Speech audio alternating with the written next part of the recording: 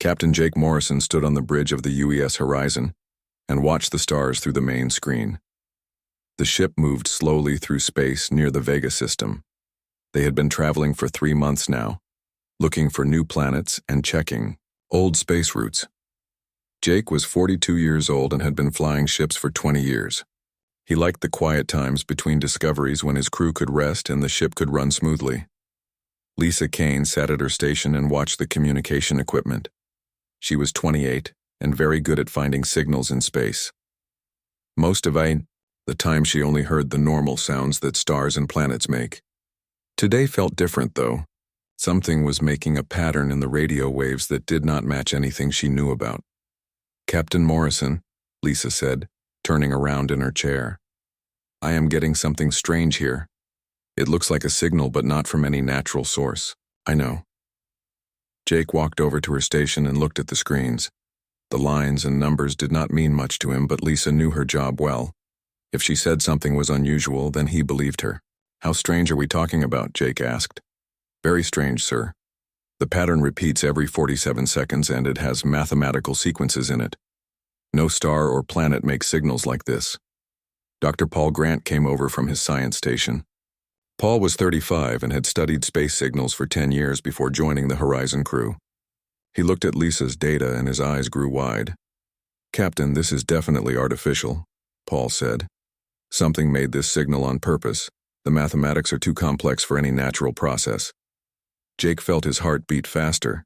In all his years of space travel, no human had ever found proof of alien life. They had always hoped but never found anything real. Now his ship might be the first to make contact. "Where is the signal coming from?" Jake asked. Lisa worked on her computer for a few minutes. "About 6 million kilometers from here, near the 4th planet in this system. The signal is very strong, so whatever is making it must be large." "Paul, what do you think we should do?" Jake asked his science officer. "We need to get closer and try to understand the signal better. This could be the most important discovery in human history, Captain." Jake nodded and walked back to his command chair. "Lisa, send a message to Earth. Command. Tell them we have found what appears to be an artificial signal from an unknown source. Tony, set course for the signal location, slow speed." Tony Blake was the ship's engineer and pilot. He was 30 years old and could fly any ship ever built. Tony's hands moved over the controls, and the horizon began moving toward the source of the mysterious signal. As they got closer, their instruments showed them something amazing. A huge structure floated in space near the planet. It looked like it was made of crystal and metal combined together. The structure was at least 5 kilometers long and seemed to glow with its own light. "My God," Paul whispered. "Look at the size of that thing." The structure was beautiful but also frightening. It was clearly not made by humans and was far more advanced than anything Earth had ever built. Jake wondered what kind of beings could create something so large and complex. "Captain," Lisa said, her voice shaking with excitement. "The signal just changed. It is now broadcasting in multiple frequencies, and the pattern is different." "Different? How?" Jake asked. "It almost looks like it is trying to communicate with us specifically. The new pattern started right when we came into range of their sensors." Jake took a deep breath. This was the moment every space captain dreamed about and feared at the same time. First contact with alien intelligence. Everything they did now would be remembered forever. "Lisa, open a channel on all frequencies. Send a simple mathematical sequence. Start with prime numbers." Lisa worked quickly and sent the message. They waited for 30 seconds and then their equipment lit up with activity. A response came back immediately. The aliens had sent back the same sequence and then added more complex mathematics. "They understood us right away," Paul said. "Their mathematics are incredibly advanced." "Captain," Lisa said, looking confused. "Something very strange just happened. I am now receiving a message in English." "English? That is impossible. How could they know our language?" "I do not know, sir, but the message is very clear. It says, 'Greetings, humans of Earth. We are the Zephyrians. We have been watching your species for some time. We learned your language from your broadcasts. We wish to speak with your leaders." Jake sat down hard in his chair. The aliens had been watching humanity and had learned English from their radio and television signals. This meant they were far more advanced than humans had imagined. "What should I tell them, Captain?" Lisa asked. Jake thought carefully. This conversation would affect all of humanity's future. "Tell them that I am Captain Jake Morrison of the United Earth ship Horizon. We represent the United Earth government, and we are honored to meet them. Ask them what they want to discuss." The response came back quickly. "Captain Morrison, we are pleased to make formal contact. We represent a council of species that maintains peace in this part of the galaxy. Your species has reached a level of development that requires evaluation. We invite you and a small team to visit our homeworld for what we call the assessment. This will determine your species' future role in galactic civilization." Jake felt cold suddenly. An assessment that would determine humanity's future sounded both wonderful and terrifying. "Captain," Paul said quietly, "this could be the greatest opportunity in human history, or the greatest threat. We need to be very careful. Ask them how long we have to decide," Jake told Lisa. The answer came back immediately. "Time is not critical, Captain Morrison. However, we should inform you that your species cannot continue expanding into space without this assessment. Other species in the galaxy require certainty about new civilizations before allowing further contact." Jake realized that humanity had no choice. They could accept the invitation or be isolated from the rest of galactic civilization forever. He looked around at his crew and saw the same understanding in their faces. "Tell them we accept their invitation," Jake said. "Ask them what we need to do next." The Zephyrian ship arrived 2 days later. Jake had never seen anything like it. The vessel looked like a living thing made of light and metal. It moved without making any sound and seemed to bend space around itself. When it docked with the Horizon, Jake could feel a strange humming in his bones.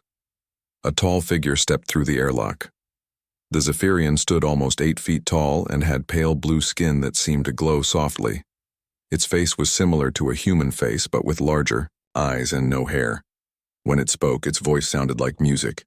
"I am called Harmony by your people," the alien said. "I will guide you to our homeworld.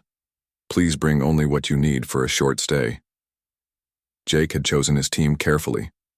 Besides himself, he brought Dr. Paul Grant for his scientific knowledge, Tony Blake for his technical skills, and Amy Foster, their cultural specialist. Amy was 26 years old and studied how different groups of people lived and thought. Jake hoped she could help them understand alien culture. The journey to the Zephyrian homeworld took only 6 hours. The alien ship moved faster than anything humans had ever built. During the trip, Harmony explained more about their destination. "Zephyr 7 is the center of what you would call the Galactic Preservation Council," Harmony said. 12 different species work together to maintain peace and order in this region of space. We have been doing this for over 1 million of your years." 1 million years, Paul asked. "How is that possible?" "Some of our member species live much longer than humans," Harmony explained. "Others exist in ways that do not require physical bodies. Time moves differently for each species, but we all work toward the same goal." When they arrived at Zephyr 7, Jake could not believe what he saw. The planet looked like a giant garden floating in space. Cities grew from the ground like trees, and waterfalls flowed upward into the sky. Everything seemed alive and connected. "How did you build all this?" Amy asked. "We did not build it," Harmony said. "We learned to work with our planet instead of changing it. This is what happens when a species reaches true harmony with their environment."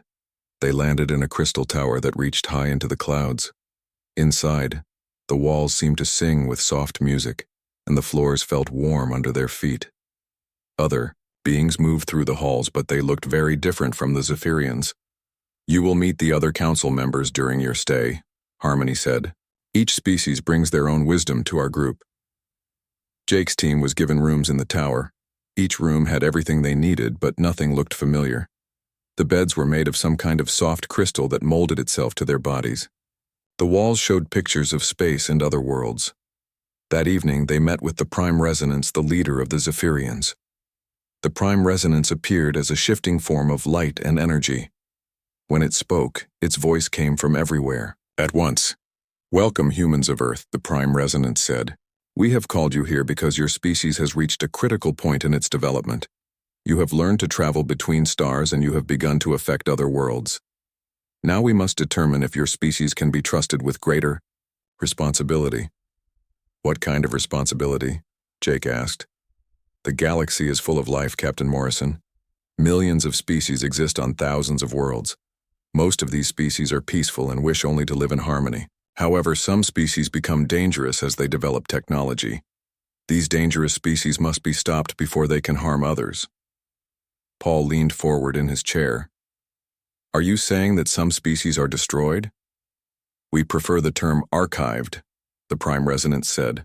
When a species cannot learn to live peacefully, we preserve their knowledge and culture but remove their ability to spread violence. Their worlds become museums and their history is saved forever. Jake felt sick. How many species have been archived? In our region of space, approximately 3,000 species over the past million years. Most choose archival peacefully when they understand the alternative. What alternative? Amy asked. Complete extinction. Some species refuse to accept archival and continue to spread violence. These species leave us no choice but to eliminate them entirely. Tony Blake had been quiet during the conversation, but now he spoke up. How do you decide which species get archived and which get to continue living? That is why you are here, the Prime Resonance said. The assessment will test your species in several ways. You will face challenges that reveal your true nature. Based on how you respond, the Council will vote on humanity's future. And if we fail, Jake asked, then humanity will be archived.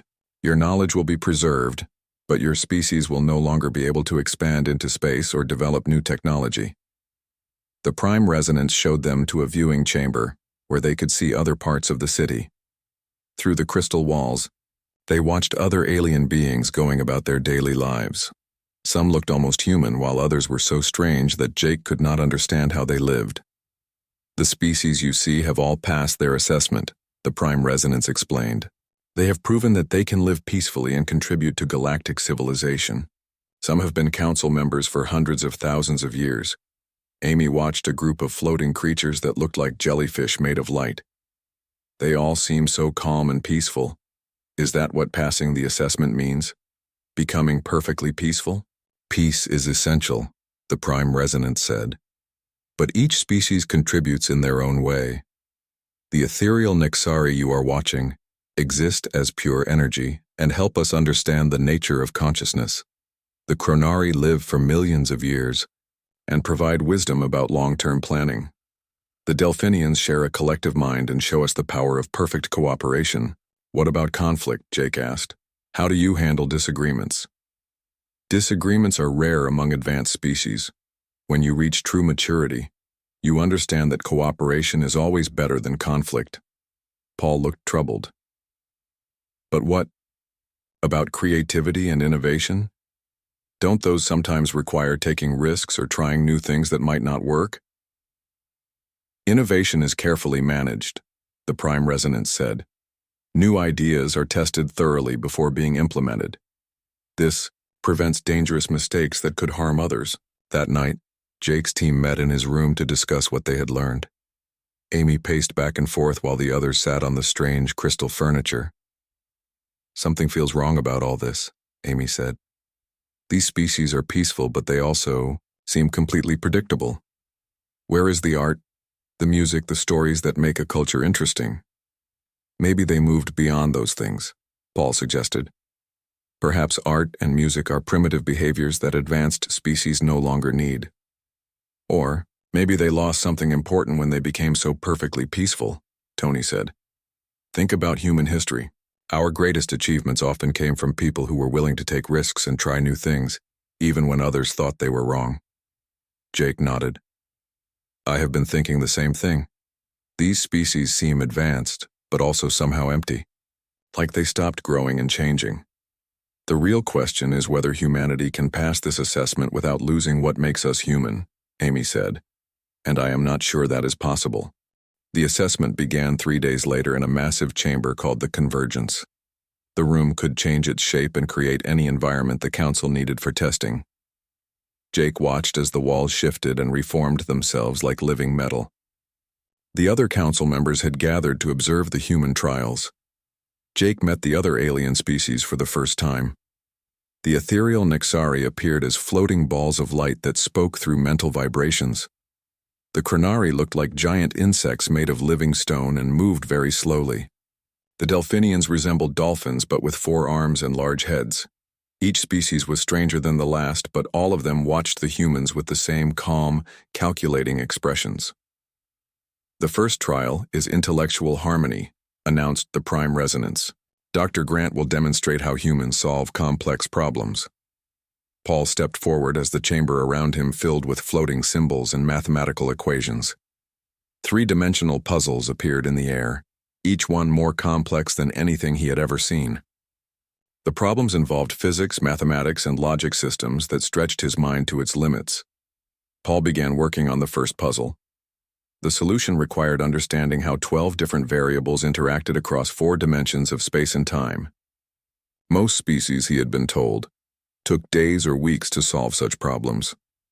Paul found a different approach. Instead of calculating every possible combination, Paul looked for patterns and shortcuts. He ignored the most complex parts of the problem and focused on the simple relationships hidden underneath. In 30 minutes, he had solved 3 puzzles that should have taken much longer. The council members murmured among themselves. The Chronari representative, a being called Ancient Stone, spoke in a voice like grinding rocks. The human uses irregular methods. The solutions are correct, but the process is chaotic. Chaos can be efficient, Paul replied. Sometimes the shortest path between 2 points is not a straight line.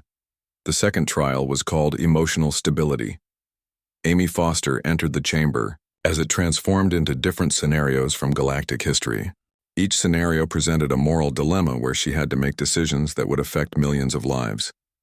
In the first scenario, Amy found herself as the leader of a planet facing resource shortage. She could save her own people by taking resources from a weaker neighbor planet, or she could find a way for both planets to survive with less. Most species in the records had chosen logical solutions that maximized overall survival numbers. Amy chose differently. She spent hours in the simulation talking to representatives from both planets, learning about their cultures and values. Instead of making a decision for them, she helped them find a solution they could both accept. It took longer and was more complicated, but both planets survived and remained independent.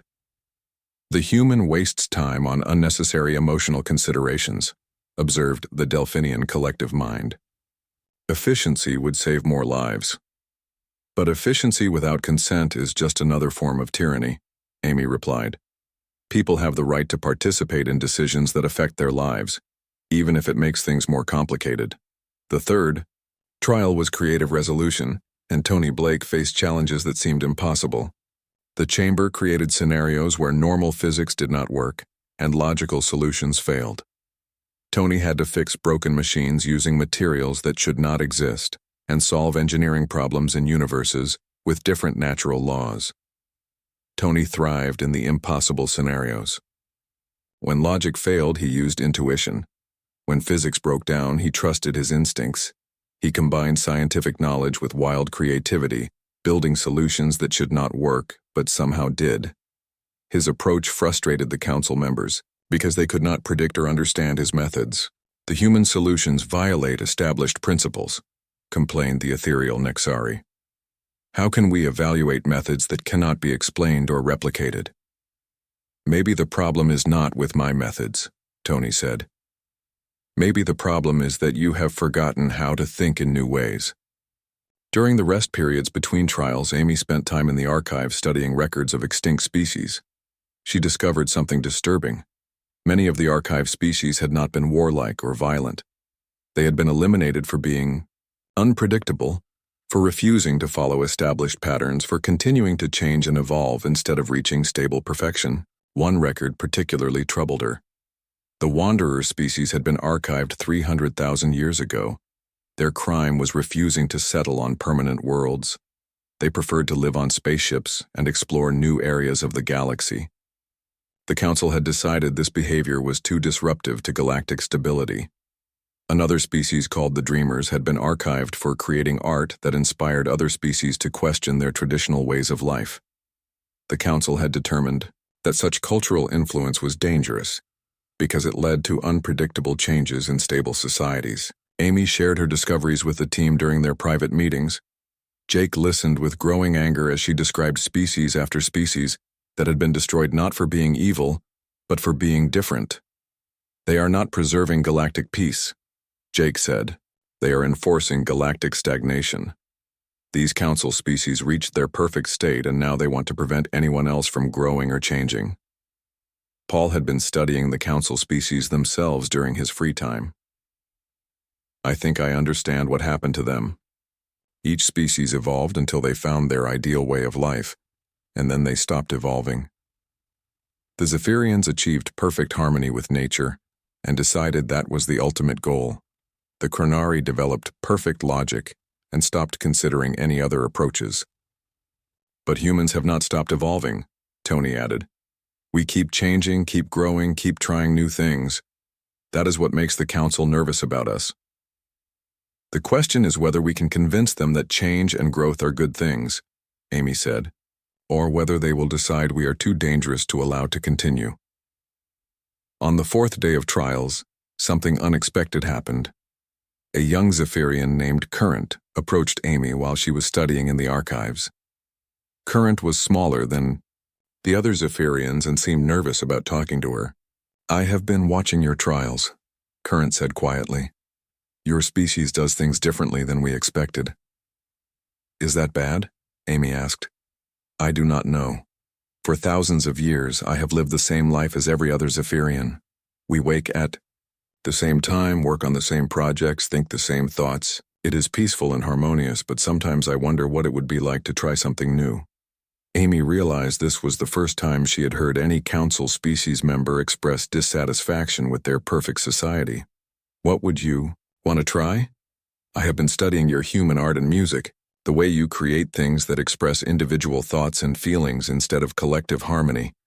It seems chaotic, but also beautiful. I wish I could create something like that. Why do not you try? Amy asked. Current looked around nervously. Because it would be disruptive. Individual expression leads to unpredictability, and unpredictability threatens stability. But maybe a little unpredictability would make your life more interesting, Amy suggested. Current stared at her for a long moment. That is exactly the kind of thinking that makes the council afraid of your species. You make us question things we have never questioned before. As Current walked away, Amy realized she had discovered something important. The council was not just afraid that humans would be dangerous to other species. They were afraid that humans would inspire other species to start growing and changing again. The assessment was not really about determining if humans were peaceful. It was about determining if humans were too dangerous to the established order to be allowed to survive. That night, Amy shared her discovery with the team. Jake listened thoughtfully as she explained what she had learned from Current and the archives. So the real question is not whether we can prove we are peaceful, Jake said. The real question is whether we can convince them that growth and change are better than perfect stagnation. And if we cannot convince them, Paul asked, then humanity will be archived like all the other species that refuse to stop evolving, Amy said. But maybe there is a third option, Tony suggested. Maybe we can show them that change does not have to mean chaos and that growth does not have to mean violence. On the fifth day, the Prime Resonance called Jake to a private meeting in the highest level of the Crystal Tower. The chamber was different from the others, filled with swirling energies and what looked like windows into other parts of the galaxy. Jake could see distant stars and planets, some with cities and some that looked completely empty. Captain Morrison, the Prime Resonance said, its voice softer than usual. Your team's performance in the trials has created much discussion among the council members. Your species approaches problems in ways we have not seen for many thousands of years. Is that good or bad? Jake asked. That is what we are trying to determine. Your solutions work, but they are unpredictable. Your emotional responses are complex but often lead to inefficient outcomes. Your creativity produces results, but also introduces chaos into ordered systems. The Prime Resonance gestured toward one of the windows. Jake could see a beautiful planet with blue oceans and green continents. This was the homeworld of a species called the Builders. They were master engineers who could construct anything they imagined. Their cities were works of art that lasted for millions of years. What happened to them, Jake asked. They continued to build new things instead of perfecting what they had already created. Each generation wanted to try different approaches and experiment with new designs. Eventually, their constant changes destabilized their society, and they destroyed themselves in civil wars over which direction their civilization should take. Jake studied the empty planet. So you archive them to prevent other species from making the same mistakes? No, Captain Morrison. The Builders destroyed themselves before we could intervene. But we learned from their example. Constant change leads to conflict, and conflict leads to destruction. This is why stability is so important. The Prime Resonance showed Jake other worlds through the energy windows. Some were beautiful and peaceful like Zephyr 7. Others were empty ruins where nothing lived anymore. All of the ruined worlds had belonged to species that refused to accept stable perfection. I want to show you something else, the Prime Resonance said. The windows changed to show different scenes. Jake saw council member species in their daily lives. The Chronari moved through their crystal cities in perfect patterns that never varied. The Delphinians swam in their ocean worlds, all thinking the same thoughts at the same time.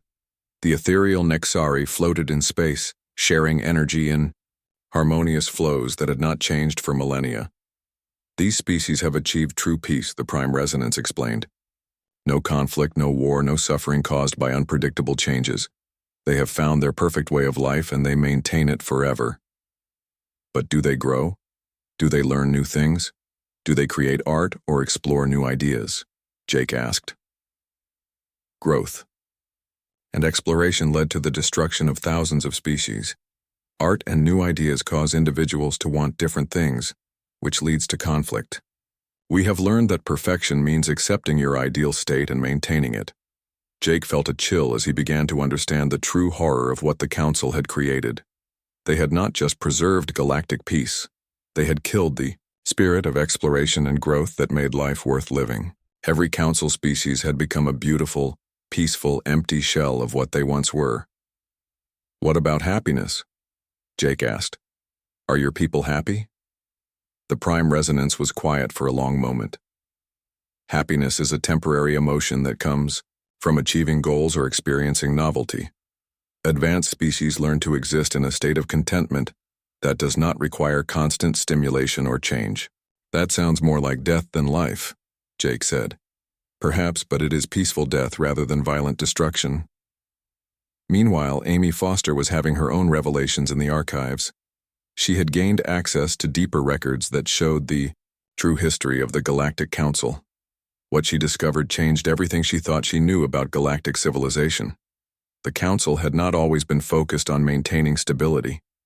1,000,000 years ago, the 12-member species had been explorers, artists, scientists, and dreamers.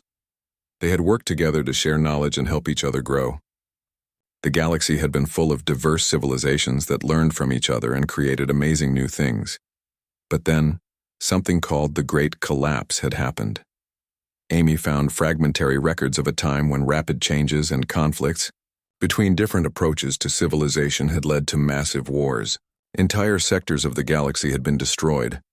Trillions of beings had died as different species fought over resources, territories, and philosophical differences. The survivors had formed the Council with one goal: prevent another great collapse. By ensuring that no species could become powerful enough or unpredictable enough to start another galactic war. At first, they had tried to guide dangerous species toward peaceful development. But over time, they had decided that prevention was easier than rehabilitation. Amy realized that the Council members were not evil. They were traumatized survivors who had chosen safety over growth, stability over innovation, and predictability over the beautiful chaos that made life interesting. They had created a galactic civilization that was perfectly safe and completely dead. Dr. Paul Grant made his own discovery while studying the technology used in the trials. The machines that created the test scenarios were incredibly advanced, but they had not been improved or updated in hundreds of thousands of years. The Council had achieved perfect technology and then stopped developing it further. Paul found evidence that some council species had individual members who wanted to continue researching and exploring new ideas. But these individuals were quietly discouraged from pursuing their interests.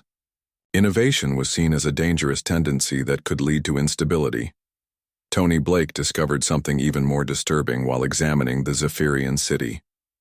The beautiful living buildings and harmonious systems were not the result of advanced technology working with nature. They were the result of the Zephyrians gradually modifying themselves to fit their environment perfectly. Over millions of years, they had changed their biology, psychology, and culture until they no longer wanted anything except to maintain their existing way of life. The other council species had done similar things. The Chronari had enhanced their logical thinking until they could no longer understand emotional or creative approaches to problems. The Delphinians had merged their minds so completely that individual thought was impossible. Each species had achieved their version of perfection by giving up the qualities that made them capable of growth and change. When the team met that evening, they shared their discoveries. The picture that emerged was terrifying. The Galactic Council was not a group of wise, advanced species guiding younger civilizations toward peace. It was a collection of former civilizations that had lobotomized themselves to avoid the risks that came with being truly alive. Now I understand why they are afraid of us, Amy said. We represent everything they gave up. We still have the capacity for growth, change, and unpredictability that they eliminated from themselves. But we also have something they lost, Jake added. We can learn from our mistakes without giving up our ability to make new ones. We can find balance between stability and growth. The question is whether we can convince them that their approach is wrong without triggering their fear of another great collapse, Paul said. Maybe we cannot convince them, Tony suggested. Maybe we need to show them a different way. Jake nodded slowly. Tomorrow we face the final part of the assessment. They will ask us to choose between joining their static perfection or being archived. But I think there might be a third option they have never considered. What option? Amy asked. Teaching them how to live again, Jake said. Showing them that growth and change do not have to mean war and destruction.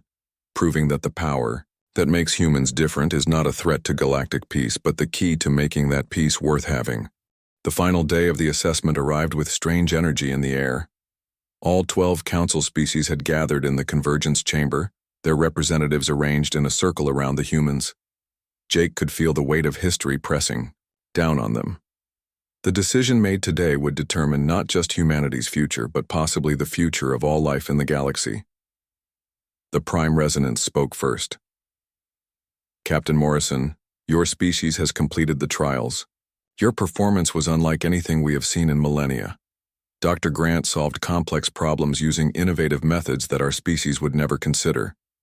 Specialist Foster approached moral dilemmas with emotional considerations that made her solutions less efficient, but more acceptable to those affected. Engineer Blake created impossible solutions that worked despite violating logical principles. Jake stood in the center of the circle, looking at each alien representative. The Chronari remained perfectly still like living statues. The Delphinians moved in perfect synchronization. The ethereal Nexari pulsed with identical rhythms. Every species showed the signs of their perfect, lifeless stability. We have discussed your species extensively, the Prime Resonance continued. Some council members believe humans show promise and could learn to embrace stability with proper guidance.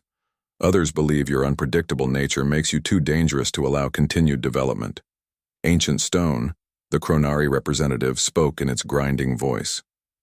The human solutions work but cannot be predicted or controlled.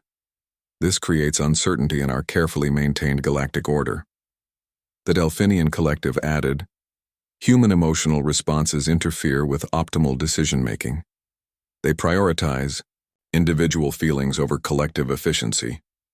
Your creativity introduces variables that destabilize established systems, harmonized the ethereal Nexari. Art and innovation inspire others to question their perfect states. Jake listened to each criticism and realized they were describing exactly what made humanity valuable. You are right about all of those things, he said. Humans are unpredictable. We do consider emotions when making decisions. We create art and ideas that inspire others to think differently. Then you admit your species is incompatible with galactic stability, the Prime Resonance said. No, Jake replied firmly. I admit that our species is incompatible with galactic stagnation. You have all confused stability with death. True stability comes from being strong enough to handle change, not from eliminating change entirely. Amy stepped forward to stand beside Jake. We have studied your archives and learned about the Great Collapse.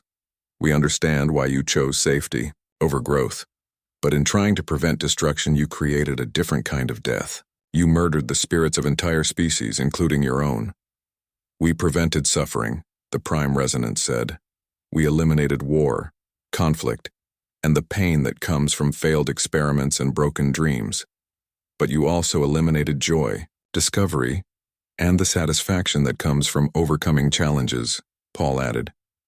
You saved the body of galactic civilization by killing its soul. Tony Blake gestured toward the crystal walls around them.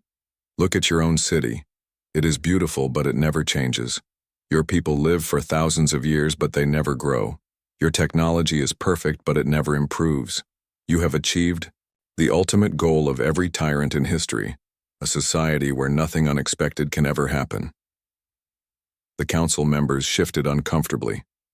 For the first time in millennia, they were hearing ideas that challenged their fundamental beliefs about civilization and peace. What alternative do you propose? Asked the Prime Resonance. How can change and growth exist without leading to conflict and destruction? Jake took a deep breath.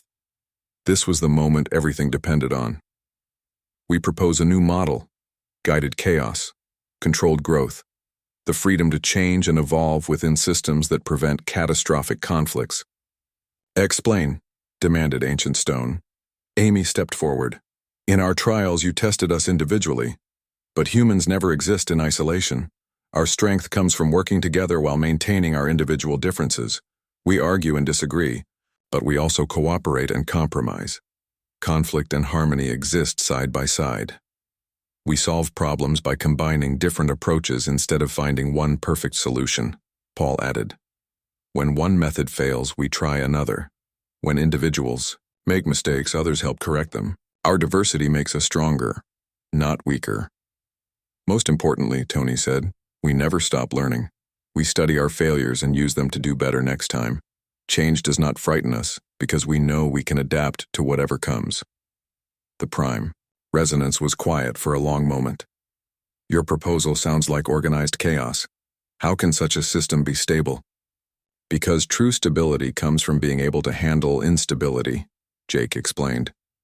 A building that cannot bend will break in an earthquake. A building that can flex and move will survive. The same principle applies to civilizations. You want us to risk another great collapse, the Delphinian Collective said.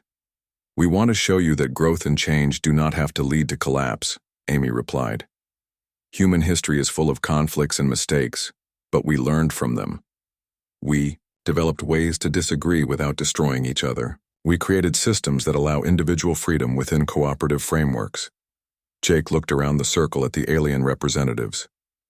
We are not asking you to give up your peaceful ways. We are asking you to remember that peace is only valuable if it protects something worth living for. Right now, you have perfect peace protecting empty lives. What specifically do you propose? The Prime Resonance asked. Give us a chance to prove our point, Jake said. Assign us a sector of space where we can work with volunteers from your species who want to rediscover growth and change. If our approach leads to conflict and destruction, then archive us as planned. But if we can show that controlled chaos works, consider allowing it to spread gradually through the galaxy. The council members began discussing among themselves. Their conversation involved sounds, energy patterns, and mental communications that humans could not understand. The debate went on for hours while Jake's team waited. Finally, the Prime Resonance spoke again. Your proposal is unprecedented. No species has ever requested the opportunity to prove their approach rather than simply accepting our judgment. Because no other species understood what they were really being asked to give up, Amy said. Several council members find your ideas Intriguing but dangerous. Others believe you represent an unacceptable risk to galactic order. We cannot reach consensus. Jake felt his heart sink. A split decision probably meant archival. But then, something unexpected happened. Current, the young Zephyrian Amy had met, in the archives, stepped forward from the observation area. "Prime Resonance, I request permission to speak," Current said. "This is highly irregular," the Prime Resonance replied. "The assessment is conducted only by full council members." "But this decision affects all of us," Current said. "I have lived for 3,000 years in perfect harmony and perfect boredom. When I listened to the humans talk about art and music and individual expression, I felt something I had not experienced since I was very young. I felt curiosity. I felt the desire to try something new." Current turned to address the entire council. How many of us have felt that same stirring? How many of us wonder what we might create if we were allowed to express our individual thoughts? How many of us are tired of perfect, predictable, empty existence? Other young council members began stepping forward. A Chronari who had been silent for centuries. A Delphinian who had always felt slightly out of sync with the collective mind. An ethereal Nexari who had wondered what it would be like to have a physical form again. "The humans offer us something we thought was lost forever," Current continued. "The chance to grow, to change, to become more than we are. Yes, it is risky. Yes, it might lead to conflicts and mistakes. But it also might lead to discoveries and achievements that we cannot imagine from our current static state." The Prime Resonance looked around at the younger council members who had stepped forward. "Are you saying you want to participate in this experiment?" "We are saying we want the choice," Current replied. "For too long, the council has made decisions for entire species without asking what individuals wanted. The humans show us that individual desires and collective good do not have to be in conflict." After more discussion, the Prime Resonance announced the council's decision. "We will establish an experimental zone in the Outer Rim territories. Humans will be allowed to develop their guided chaos approach with any council species members who choose to participate voluntarily. The experiment will be monitored for 1,000 years. If it succeeds without causing major conflicts, the approach may be gradually introduced elsewhere." Jake felt relief wash over him. "And if the experiment fails?" "Then all participants will be archived and no further exceptions will be made to our stability protocols." It was a compromise that satisfied no one completely, but gave everyone something they could accept. As Jake's team prepared to return to Earth with their alien volunteers, Amy made one final observation. "You know what the real power that makes humans different is?" she asked. "What?" Jake replied. "We never stop believing that tomorrow can be better than today."